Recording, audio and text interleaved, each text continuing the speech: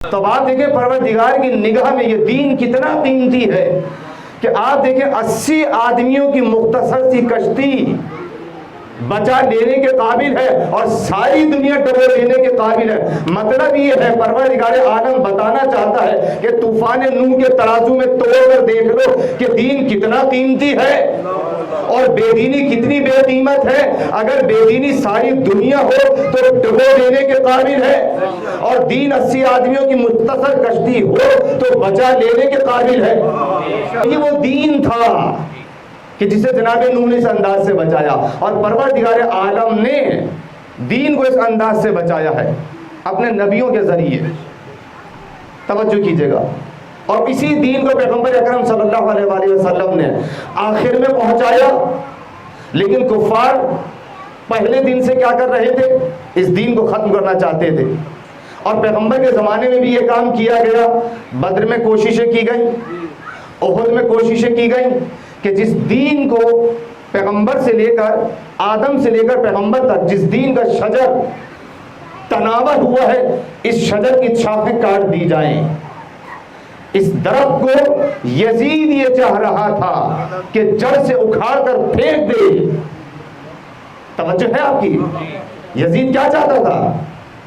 یہ چاہتا تھا کہ حسین بیعت کر لیں۔ اصل میں حسین کی بیعت کیا بیعت تھی؟ کیا حسین کا یہ کہہ دینا کہ ہاں تو ٹھیک ہے بس کافی ہو گیا تھا؟ نہیں، حسین سے بیعت لینے کا مطلب یہ تھا کہ آدم سے جو درخت چلا ہے،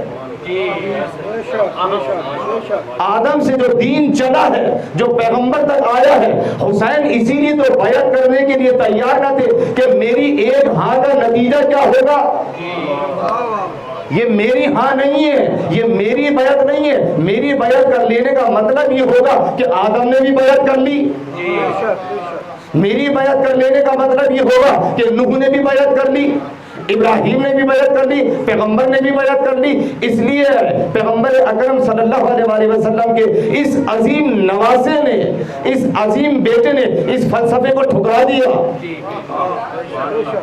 توجہ فرمائیے گا، اس فلسفے کو ٹھکرا دیا۔ اب آپ دیکھیں یزید کیا چاہتا تھا؟ اس درخت کو اکھاڑ کر پھینک دے۔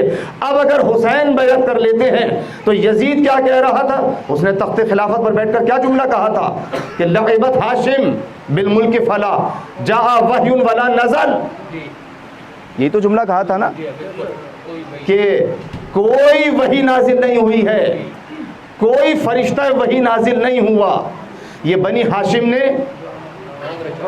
ڈھونگ رچایا ہے، کس کے لیے؟ حکومت کے لیے۔ تو اب اس کا مطلب یہ ہے کہ اگر یزید کے مقابلے پر کھڑے ہو کر کوئی اس کی آواز کو روک دے، توجہ کیجئے گا، کہ اگر کوئی اس کی آواز کو دبا دے تو اس کا مطلب یہ ہے کہ اس نے آدم کی آواز کو زندہ رکھا ہے، اس نے موسیٰ کی آواز کو زندہ رکھا ہے۔ اور اگر آج یزید کا نعرہ یہ کامیاب ہو جاتا ہے اور حسین بیعت کر لیتے ہیں تو اس کا مطلب یہ ہے کہ اگر یزید کامیاب ہو گیا تو جو کچھ آدم نے کہا وہ بھی غلط، جو ابراہیم کہہ رہے تھے وہ بھی غلط، جو موسیٰ نے کہا وہ بھی غلط، جو پیغمبر نے کہا یہ وہ بھی غلط۔ لیکن حسین نے یزید کی آواز کو دبا کے بتا دیا کہ جو آدم نے کہا ہے وہ بھی سچ ہے۔